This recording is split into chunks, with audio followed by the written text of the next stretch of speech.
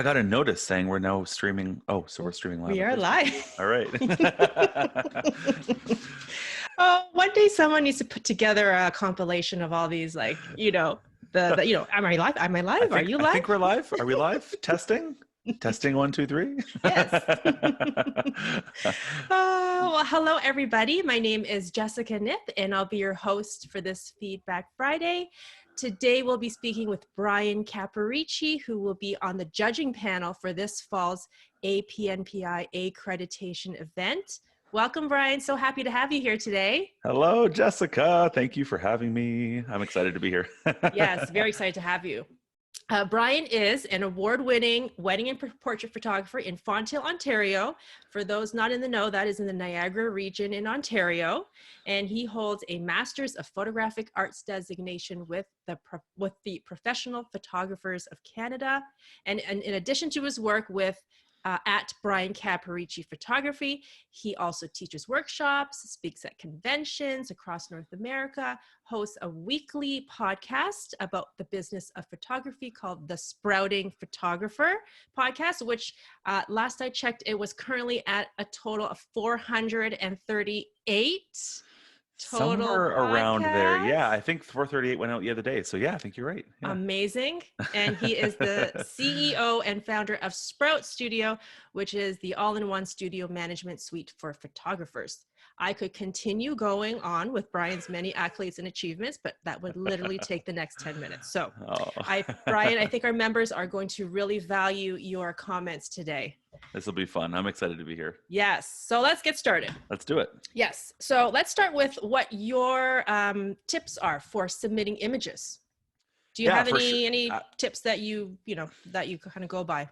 Yeah, I mean, for sure. I think I wrote this thing for you guys actually that kind of walks through some of the ideas of, as a judge, what I look for. And I think the first thing that I always look for, the thing that hits me first, and something that is you need to be mindful of when you're submitting images, is impact. Impact is the first thing you see when you look at an image, and we can't help ourselves, right? But be impacted by an image or not impacted by an image. Now, it doesn't end there, right? So like you look at an image, you get impacted, but then from there, you're left to explore. And sometimes it's hard to do that when you're the maker. And so that's where I say, from a tip perspective, sometimes we're so emotionally connected to an image that we've made. We know the story, we remember the client, we remember how hard it was, or whatever the case is, or we're really proud of a new technique we used. And so we have this emotional attachment to an image, and we as judges don't know that, right? Like if I get an image, if we pull an image up, we're presented with what we have in front of us. We don't have context, we don't have insight, we don't have behind the scenes, so we just know what we're looking at. And so if you can remove that emotional component from it, then hopefully it lets you kind of dive in a little bit and explore a little bit more. So keep in mind impact, because that is what's going to hit us first, but then from there needs to be something to explore. Who do you recommend showing images to, or who do you show your images to when you're? Yeah, I mean, it's interesting, because when we show, like, often as professional photographers, we show our clients their images, right? We do a maternity session, they see the images. Do a newborn session, our client sees the images. Our clients are always going to intuitively love the work that we make for them, because we're doing great work. We are, trained professional photographers, and we're making images that are better than what they could make, right? And so, and they're emotionally connected. This is their newborn baby. This is their family. This is their wedding. Whatever the case is, they've got a tie to it. And so they're going to love the images more than like the average person. So yes, I think it's good. Obviously, like, we're going to show our clients, we're going to share it on social and let our clients comment on it. That's wonderful, because that's what drives our business. But if you want to improve as an artist, if you want to improve as a creative, I think submitting and showing other photographers is really helpful. Creating, I've seen a number of Facebook groups, or little sort of smaller messenger groups that can get started, where, it's you and 3 other photographers. And the whole point is, every Friday, every Thursday, whatever, you kind of throw an image in there and say, critique it, give me feedback on it. How can I improve this image? What do you like? What do you not like? And if you can get that kind of peer feedback, that peer review, I think that's where we can really sharpen our saw as makers, as photographers, right? And if you do it with people that you trust, that you know their intentions, and if you give them permission to give you that feedback, and they know that they have that unapologetic permission to give you the feedback, and you're seeking it, it opens up a whole world of opportunities. Because the opposite is often the problem. I've seen this happen before, where it's at the beginning of a PPOC meeting, or you meet a photographer at a coffee shop and they show you the work, and like you're kind of expected to be like, so Yay, nice, beautiful. Yes. yay. And it's like, that's not going to help them improve it, right? I mean, look, we Right. all love to have our ego stroked. I get it. We all love to have positive things said about our images. That's what the thumbs up is on Instagram, right? Like, we love that, but that's not going to help you improve. So if you can create this dialogue with a few other photographers, or in a group, or whatever, then you can create this environment where you can get actual critique and feedback on your images. That is very valuable advice from a very seasoned photographer. You can tell by listening to you. So I don't know if you still submit to competitions, but when you were, what do you know once you take an image, for example, during a shoot, that, oh, that's when I'm going to submit? Or do you actively do a model call or something like that for those? No model calls. Yeah. No model calls. I have such a strong, of course, I have strong opinions on certain things, Jessica, you know that. My issue specifically, when you make for competition, like when you create for a competition, look, I think it's great to hone your skills. It's great to do styled shoots, to do model calls, to practice your skill set. But in my opinion, if I want to basically say, look, I'm an accredited photographer in this category, or I've received this award for this kind of photography, for my clients and for my own ethics is a strong word, but for my own pride, I want to know that I'm able to say that for work that I'm making, that I'll be able to recreate for clients. You know what I'm saying? Like, Right. like as a wedding photographer, for example, I mean, I could create the most unbelievable sunset portrait and spend an hour styling it, have a stationary person, have a makeup. I could do all these things, right? And make this one picture, and it could be the best picture in the world, the best bridal picture in the world. And then I could say, I'm like this big award winning, I've won this thing and blah, blah, blah. But I'm never going to make that image again for a client, because it was created in this bubble that's never going to be recreated on a wedding day. So for me to say to a client, I can make this kind of image, and I've achieved these certain level of achievements in the same situation, in the same environment, in the same constraints that we're going to have on your wedding day, that feels more genuine. And I feel like I can sort of hang my hat on that with a bit more pride than just setting up a session for the purposes of making award-winning images. Right. Okay. Very clear opinion on that. I appreciate it. So, I mean, that being said, right? I mean, sometimes, when you're in a session, you make an image and you're just like, oh my gosh, like that is one I'm going to be submitting. That is one that's going to be on my website. I know it. And sometimes we'll have that, right? You make the image and you're like, boom, that's it. I got it. Sometimes we come back and we're like, not as good as I thought it was, actually. It felt better as I was making the image. And that's okay. That's totally okay. But sometimes also I find that reviewing older images, you'll find some hidden gems. You'll find that like needle in the haystack, where you're looking through and you're like, man, why did I not make a bigger deal about this when I was making it?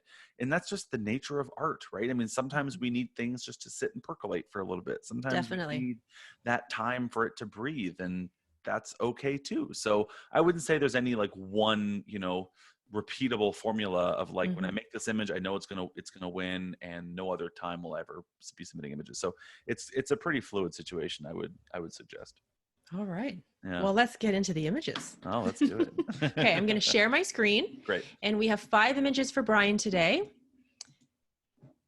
And here we go with the first one. Do you see the first one, Bryan? I do. I'm going to make the window bigger, and I'm going to get like uncomfortably close to the camera as I look at images. So don't mind my like big nose or something as I get closer to look at the images.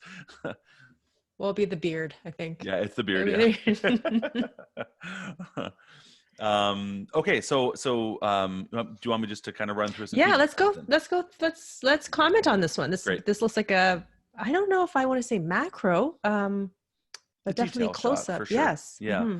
Okay, so I've seen the high res version of this too, and it is nice. Like the back of the hair, the sort of little cowlick there is nice and sharp. So from that perspective, whatever everyone's watching and seeing online right now, know that it is nice and sharp. Very, Mm-hmm. very shallow depth of field, obviously. So our focus is pulled with intent to a very specific part of the image, which is good. That's our role as photographers, is to Mm-hmm. draw attention to certain areas. So I think the intent in that aspect is well executed and well done.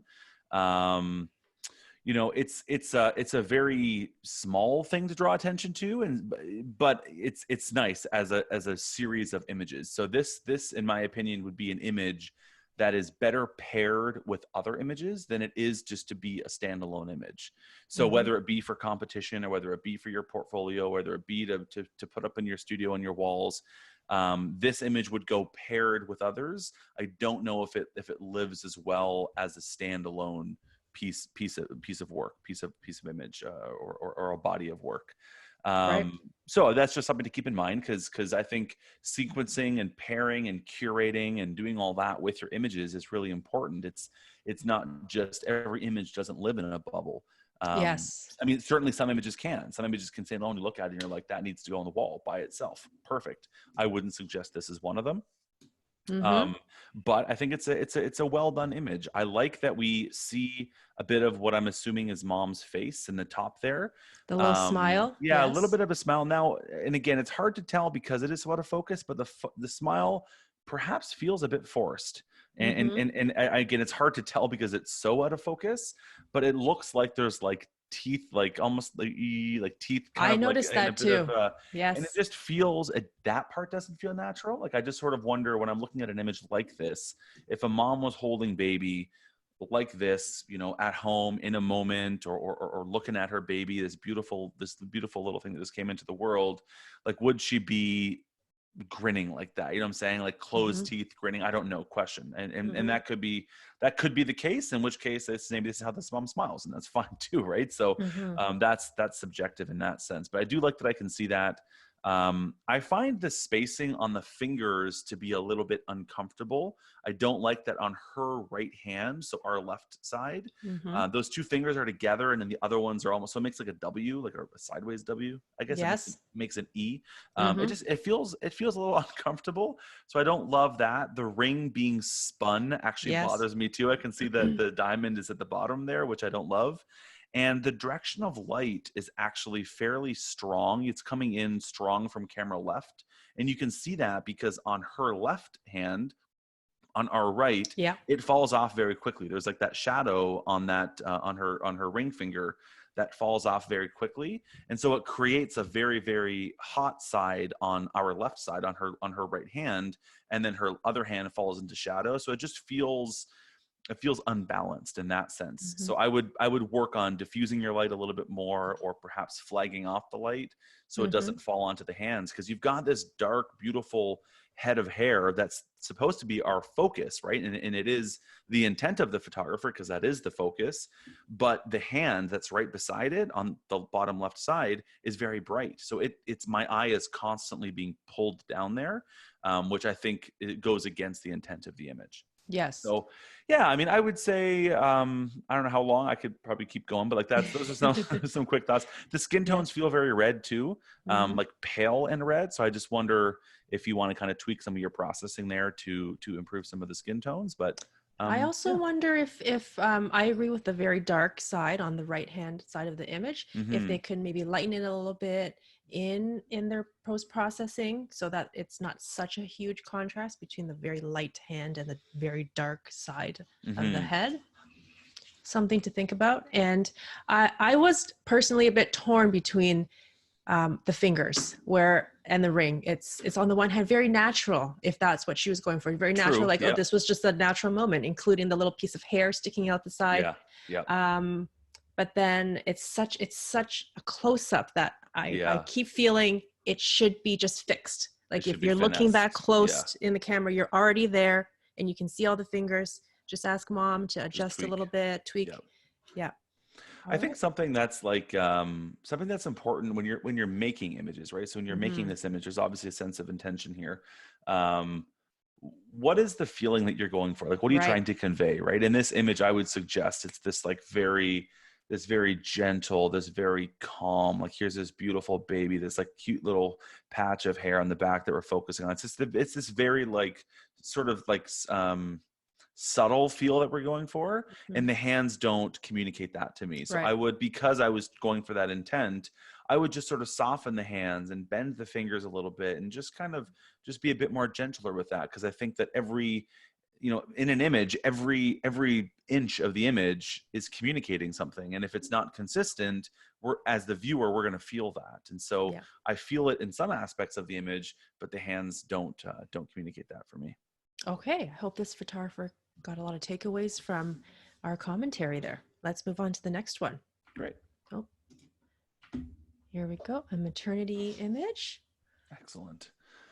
Okay, so this is an example where I talked earlier about impact being the first thing, right? And so initially, the first thing that I see, I look at the image, and it does hit me. It's a very beautiful image. Initially, the impact is there, right? I see this beautiful colors, nice. It's got this very like ethereal. The fabric is nice. It feels almost like fantasy-ish, nice. I love the draping and the movement that's happening in the fabric, which I think is really beautiful.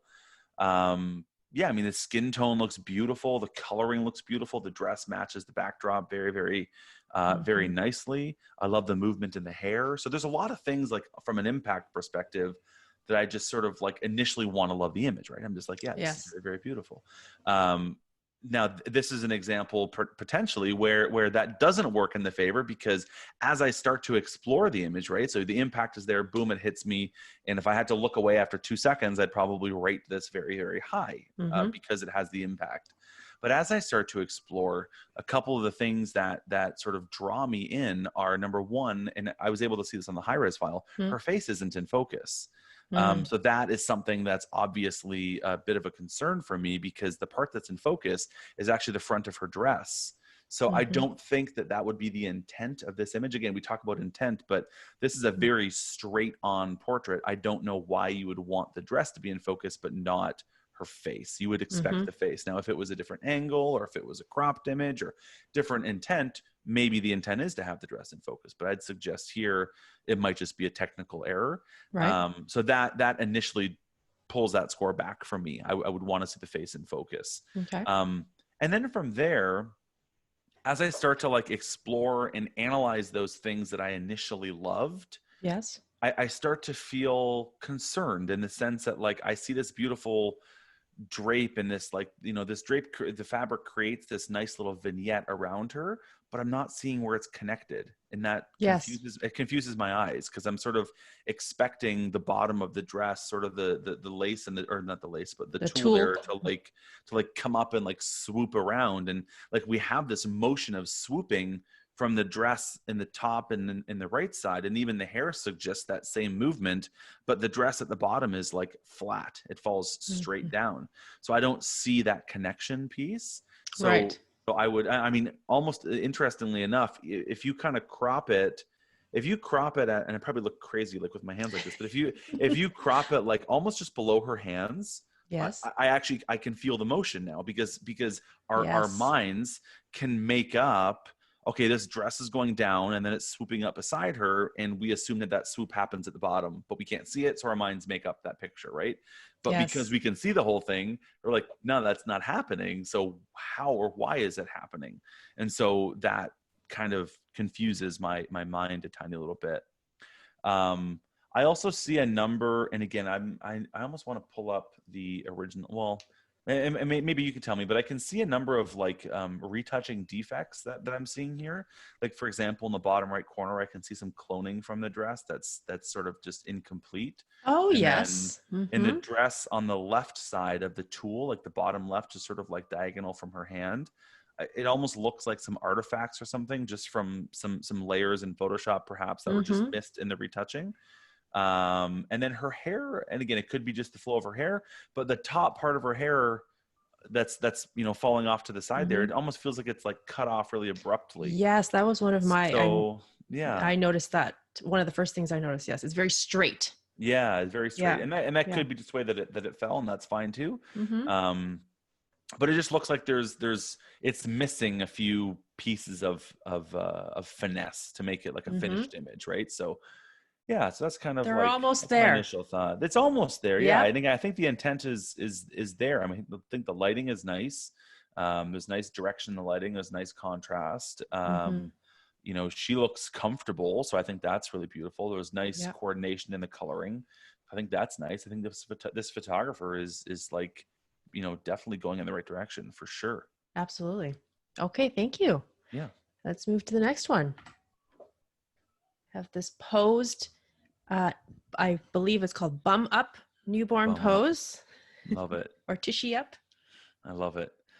I, Yeah, so I think this is a very you know, simple, natural, standard, like, you know, newborn portrait, I would suggest. I think it's interesting. You don't see control of light as much in the newborn space. I've judged a fair bit with you guys, and mm-hmm. obviously over the years I've seen a lot of newborn photographers work, and I love that we have this little bit. I'm pointing with my mouse as if you can Yeah. see. You can't see, but like this bit of a kicker light, like by I see that. babies.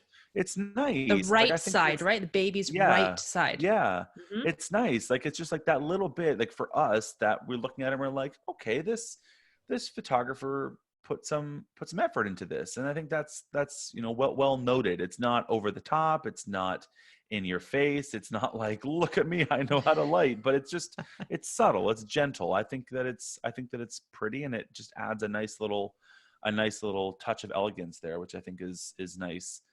When I was looking at the full image, Jessica, Mm-hmm. there was a lot in focus on the full image. Like I know Mm-hmm. that the back is out of focus, but I found that a Yep. lot of the blanket in the right side was in focus, and that for me was very distracting because there was a bit of a Mm-hmm. texture to it. I'm Right. not seeing it here in the Zoom call, but I think that's probably just because of the resolution. Mm-hmm. So that was just a bit distracting for me. It's very center composed. Yeah. It's like smack dab in the middle, like horizontally. So I would Right. suggest that maybe it kind of makes it feel like, it makes it feel static, that it's just like smacked in the middle. So I would want to, The fabric is kind of looks like it's on top yeah, as well, opposed to and it adds blending kind of. that totally Yeah. 100%. Like it Mm-hmm. adds to that, right? Because it's this strongly center composed image. It's you're already going to be battling against this, like, you know, element smacked in the middle, like that. You're going to be battling against that because you've chose center composition, and then add to that the fabric that comes straight up. It now feels stacked, like you said. Like Mm-hmm. it feels, it's adding on to each other. I think that if you were to go with center, but if you had the fabric draping off to one Mm-hmm. side, it would feel more balanced, it would feel less stacked. Or if you didn't go with center and had the fabric going straight up, it would feel less stacked. But it's the Mm-hmm. combination of the two that's kind of just like, Mm-hmm. my eyes are just feeling very, very stacked in that sense. But Um, it is, I love the tones. the tones are very beautiful. Yeah. Beautiful. Yeah. Yeah.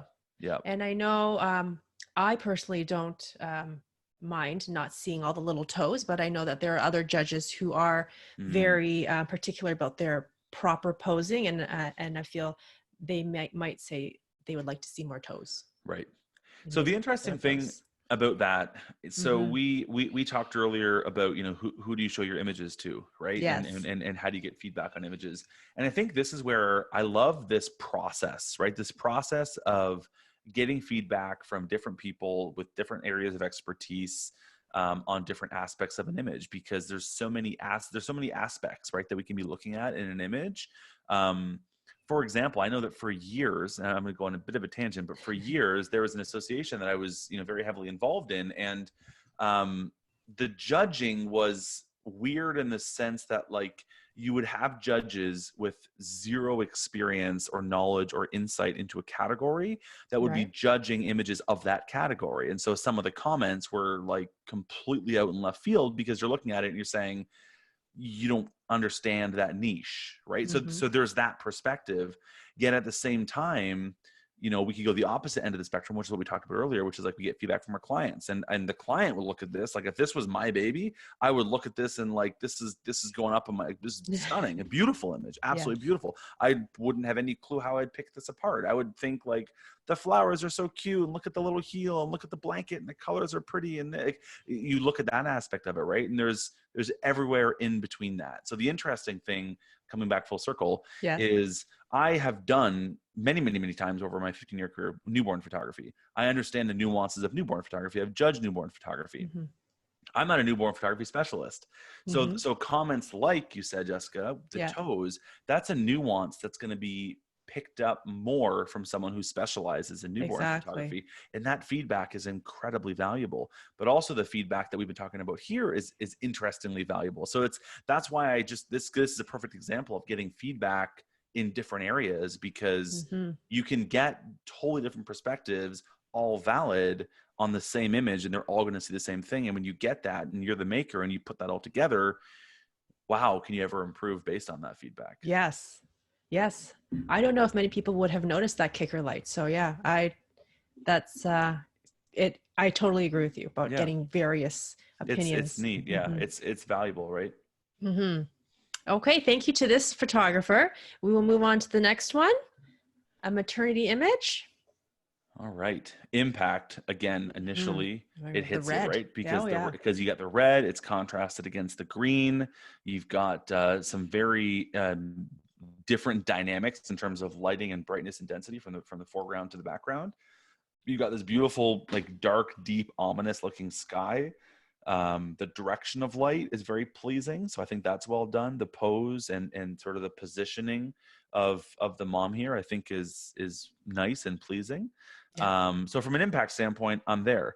Now we start to, again, dive in, right? So impact, we start there. Now we start to explore. Few things. I think that the finesse on the dress is well handled. I like the way that the train is down on the ground there. I think that the positioning of her hips and her legs and all that are very pleasing and very complementary to her figure. So I think that's very beautiful. The lighting is well handled. Like doing off-camera lighting like this for environmental portraiture is not a simple thing. That's a very advanced technique with photography, and to balance that properly is a very advanced technique. I would suggest that the balance isn't quite there for me. Like it's very obviously an off-camera flash lit shot or off-camera lighting lit shot. It doesn't feel remotely believable in terms of like direction of light and balance with the background. And I say that because in the top right corner, you can see the sun kind of starting to shine through there. So we know that there's some other external light source that's lighting the subject, and that's okay. That's our job, is to have that artistic vision and to bring that to an image, but it feels a little bit off balanced. I would probably want to slow down the shutter speed a tiny little bit just to kind of bring the background up a little bit in brightness, because right now the difference in brightness from the foreground and the off-camera flash lit subject and the background is, quite a number of stops. And so I would want to probably balance that perhaps a tiny little bit more, just to make it feel a little bit more natural. Yes. I wondered if those sun rays or the light rays were put in post taking the photo.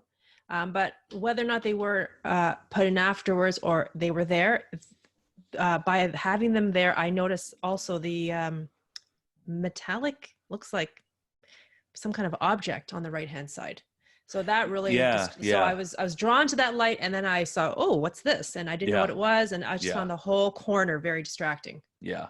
Well, and the interesting thing is like that, whatever that is, that it's, I don't know if it's a roof line or if it's something, the direction of light on that roof is what for me makes it believable that there is some sun in that back right corner, because you can see the way that the shadows are falling on those panels or whatever they are, which is inconsistent with the lighting on the mom in the front here. So that's why for me there's just this disconnect from reality in the image. Not that that's a bad thing. I mean, I think that there's an element of like, you can create fantasy portraiture, which is really beautiful too. So there's nothing wrong with that, but it's perhaps a bit too far for me. Again, but that being said, I mean, the balance of getting these variables properly balanced is challenging. Like to get, if you were to photograph this image, if you take away the off-camera lighting and you expose properly for mom's skin tones here, that sky behind her is going to fall to like completely, it's going to be completely overblown. Like you're not going to see any detail in that sky. So the balance of this is well handled, and I think really, really nicely done. And because the photographer was able to pull this off, we now get this beautiful detail in the sky, and now maybe mom's going to remember what that was like. And you get these nice dark, darker clouds. Maybe there was a storm coming and that kind of thing. So I think that, you get that detail and you get to complete that bit of the story. I want to talk maybe just a little bit about like the pose too, because Yes. I love what's happening with the way that the mom's body has been positioned. I think that's really beautiful, and it's very complimentary to her belly and that. But I find her hand, her right hand, so what we're Yes. seeing on the left side that's by her face, feels very static. It feels very like she's been holding it for a while. And so it just feels like, and then also because her fingers, I don't know if you can still see my video in the live stream or Yes. not, but it's like Yeah, the we fingers are like, they're like very like stiff and straight and almost strained up against her chin there. It just, again, doesn't feel as natural. Even something softer, like putting her hand like onto her neck, or like giving her Or a reason, touching her hair. touching her hair or Yes. something like that, I think would probably be better. And then her eye position, I'm bothered a bit by it because I don't know what she's looking at. I'm not sure why. Yes. Like, it's almost like, is she looking She's at the storm daydreaming. clouds, or is she Yes. daydreaming? Like, what Yes. specifically is it? I think even something simple, like holding everything the same, but just saying, bring your eyes down to look at the ground, would improve this image immensely, because then all of a sudden it feels more intimate, as opposed to we're not sure what she's looking at. Yes. I often tell moms to look at their belly because that's Yeah, what the focus is. for sure. Yeah, for sure. All right. Thank you to this photographer for submitting, and hopefully that was helpful for you going forward.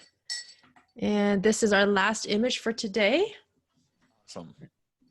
So I love the story that's being told here. Yes. I don't, obviously, I being a judge, not knowing the context of an image, there's certain assumptions that we can make. And I think that there's obviously intent here. And I think that for this baby's family, this image is going to be really, really powerful, very, very impactful. And this is something that they're going to love forever. Yes. So I think that I love that side of it.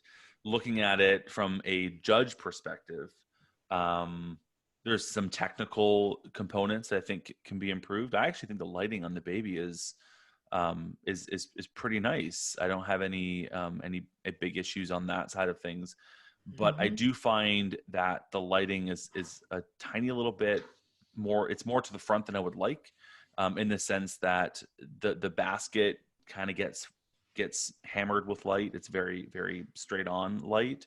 The ground. You mean the bottom corner where it's very bright on the basket? Exactly. Yeah, exactly. And then the blanket or the pillow, or I'm not sure if it's a couch or whatever it is, the fabric is just like, it's very front lit. So there's no detail, there's no texture. It's very bright. Like if you look at an image, something that I do often when I'm looking at my images, but when I'm judging, and I probably look like crazy when I'm doing it, but I'll close one eye and then I'll blur the other eye. Because when you blur your eye, you don't see the detail, but you see the luminosity. You see the brightness of an image. And so when you do that with this image, the bottom half of the image is the brightest part of the image. It's very, very bright. And that's distracting because that's not where our attention needs to be when we're looking at an image. So just, again, some more control on lighting, perhaps a different angle of lighting, or perhaps some flagging of the light.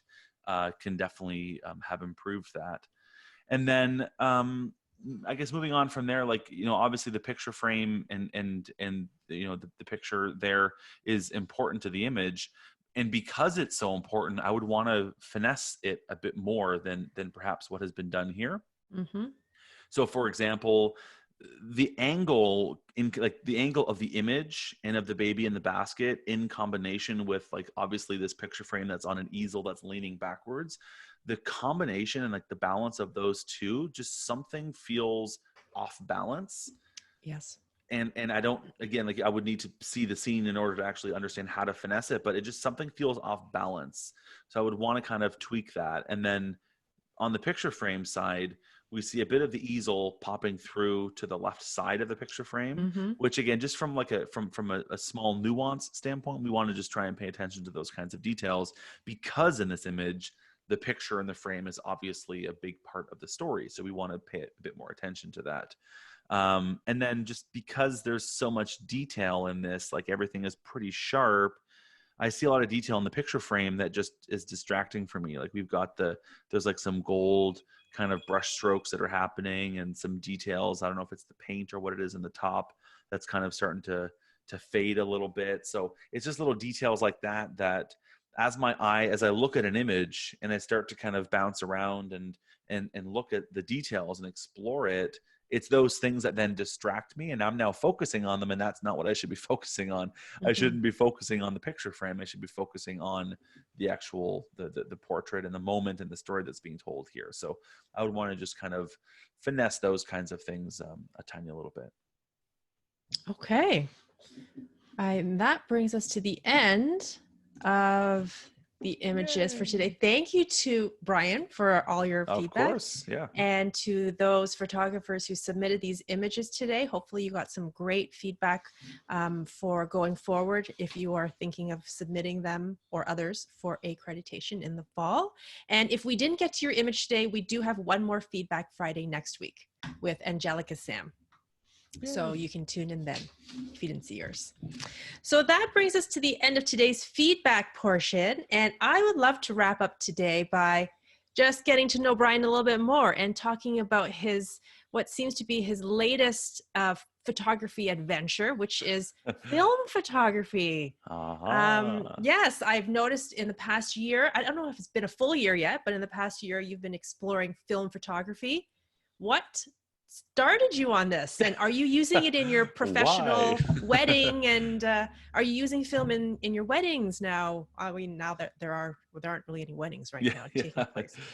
So yeah, I mean, it's been about it's been almost 2 years actually. Oh, It's really? interesting. Yeah. So what got me into it? So I've mentioned a few times, I've been photographing like full-time professionally for 15 years. Mm-hmm. I've always photographed for clients. Always. It's always been commissioned to work, in the sense that I would be doing a wedding, or I'd be doing a portrait, or I'd be doing a project, and it would be commissioned to work for clients.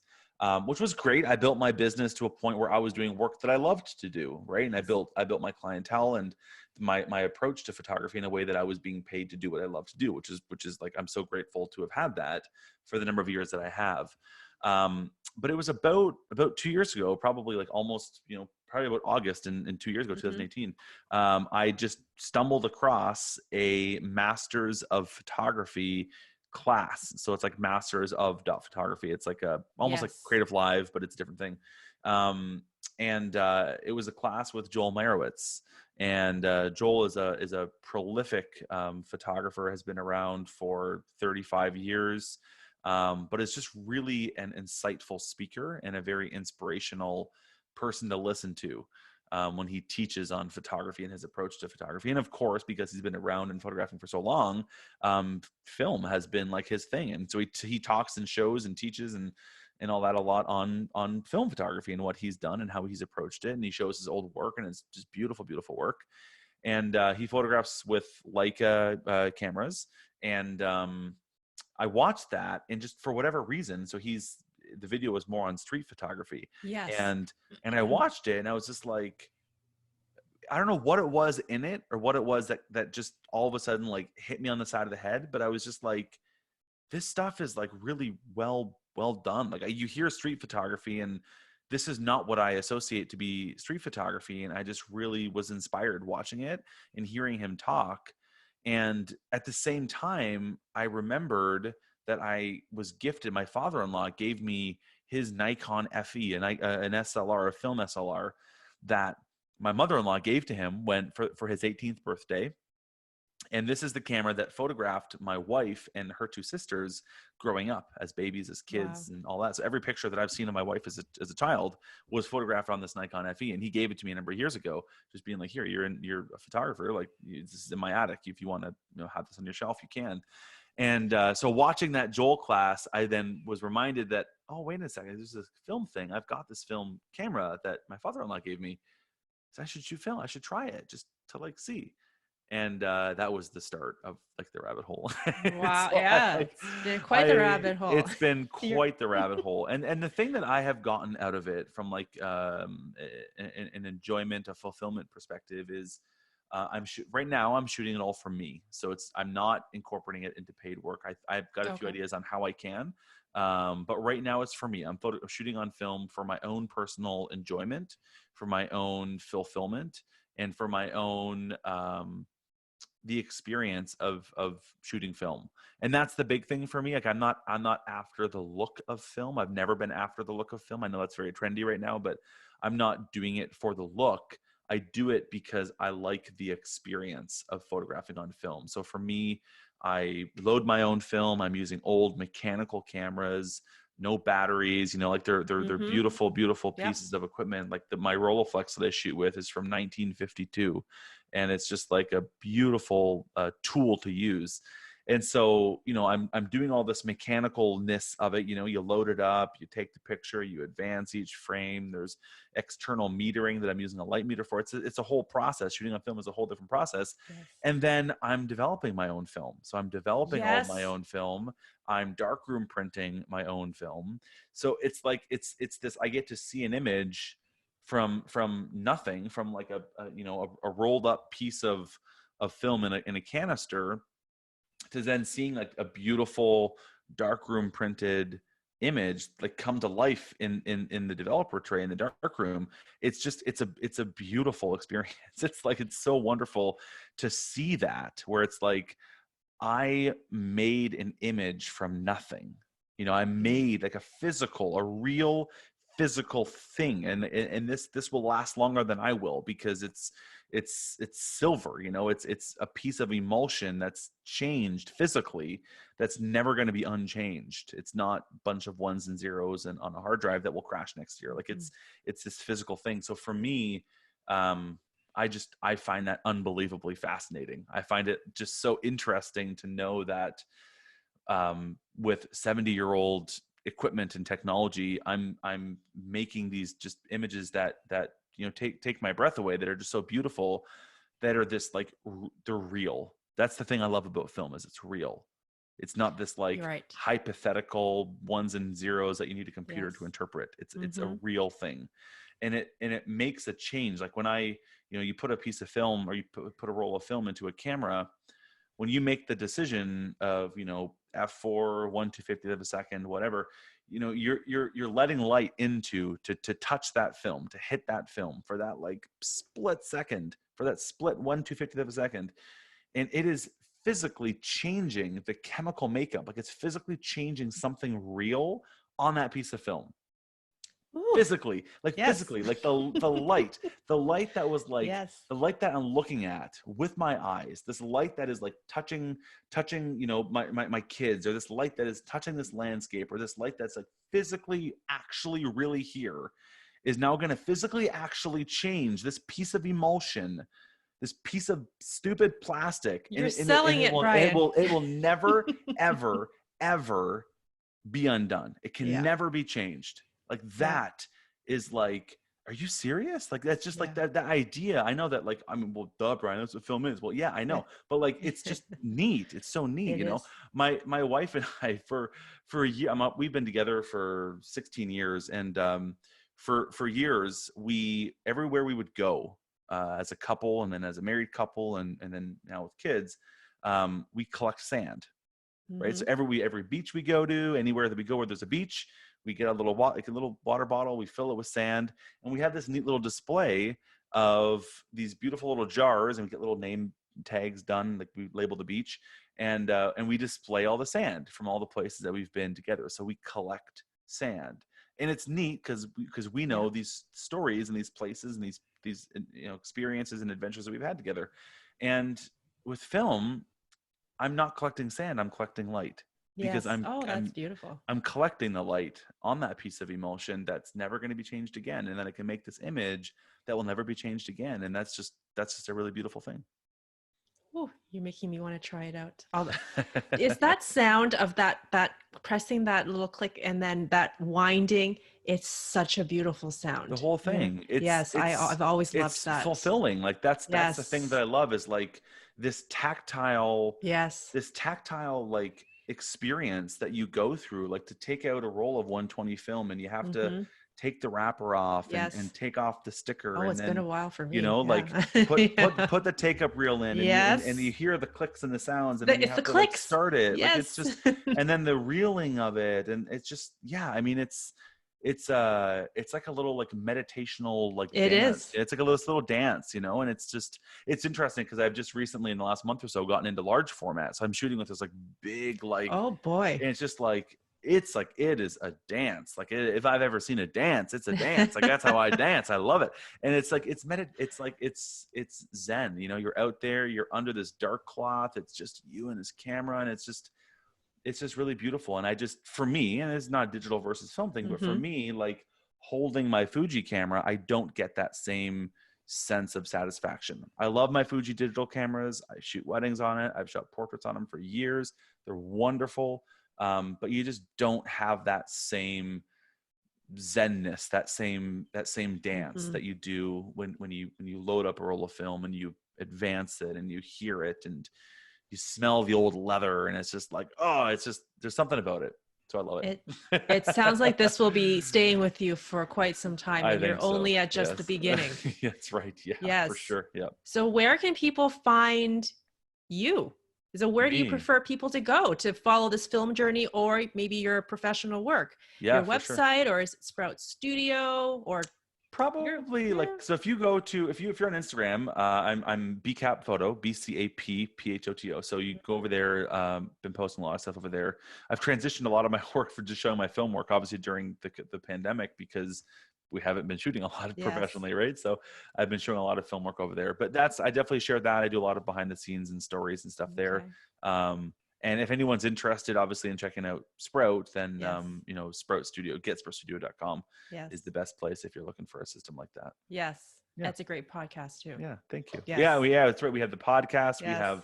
We have pricing calculators. We've got articles. We've got basically what we do is we try and help photographers run better businesses, right? So we try and help them on the business side. The whole story behind it is, I've been a photographer for 15 years.